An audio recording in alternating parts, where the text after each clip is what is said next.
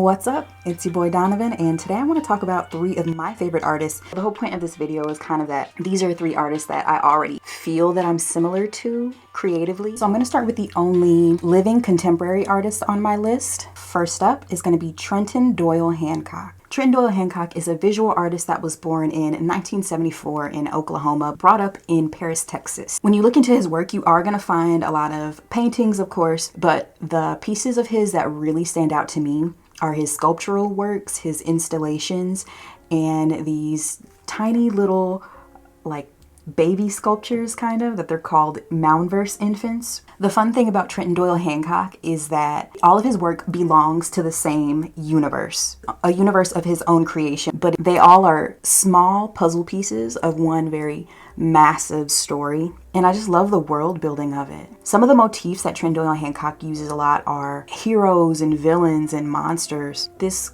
fun cartoony world that he's creating also has like some dark and twisted elements to it. He was heavily influenced by comic books as a kid, and you can really see that. His main character that acts as like the hero of this universe is Torpedo Boy.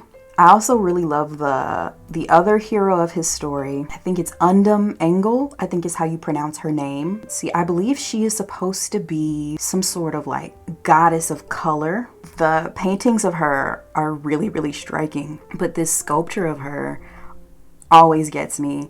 I literally was like, oh, I want to be this character for Halloween. She's bad. Like, she's so fly. Like, she is me. I don't know how he made this character based off me, but he did. The next artist I want to talk about is William H. Johnson. He was an expressionist painter who was born in 1901 in South Carolina, and he died in New York in 1970. Johnson's work is primarily made up of a bunch of like figural or portrait drawings, and as I said before, he is an expressionist painter who was heavily inspired by jazz music and the Harlem Renaissance. I swear my grandparents probably had some prints or like some posters, like jazz music posters or something like that. That probably had his work on it, which is why it feels so familiar to me. I love Johnson's work because it looks like collage, even though this is paint, most of it. I love how, like, again, vivid and solid the colors are. Everything is just so certain. He's making all these really unique and interesting shapes to kind of like, you know, put together the image of a person. And that's the thing that I love about collage the most. It's the part that I like the most. What's the part you like the most? I also enjoy that there's not a lot of shading or highlights in his work, and that things are sort of flat and it's simple. It doesn't seem complex, but of course, to make an appealing piece, like no matter how simple your colors are, you still have to have very good composition, and you have to have a good subject matter, which I believe Johnson does. He's representing like images of Black people and Black couples and real Black human life in his work. You know, whether that was displaying joy or displaying, you know, sadness and brutality. The last artist that I want to talk to you about is not the same type of artist as the other 2.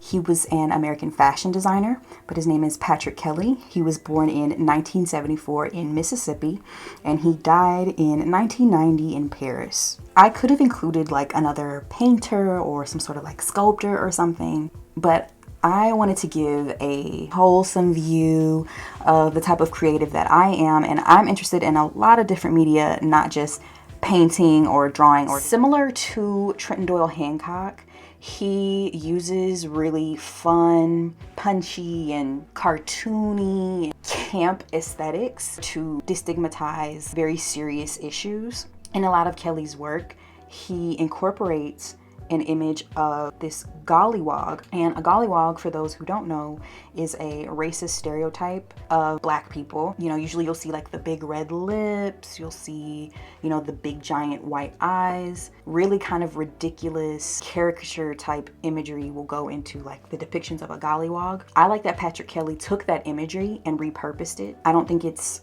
appropriate for everyone to wear that imagery. I think only certain people should wear that imagery. I imagine that being a Black gay man growing up in Mississippi, he probably had to deal with a lot of conflicting messaging about his identity. So I can understand why he would want to repurpose those aside from that, it's so fun. And you don't have to be like some celebrity going to a red carpet event to wear this stuff. But it's also still really eye-catching and really like bold. He was primarily active in the 80s. And so you can see that if I get to be a fashion designer one day, I want to be like him. Well, the whole point of this video is kind of that these are 3 artists that I already feel that I'm similar to creatively, but I want to be successful like them, I guess is the word I would use.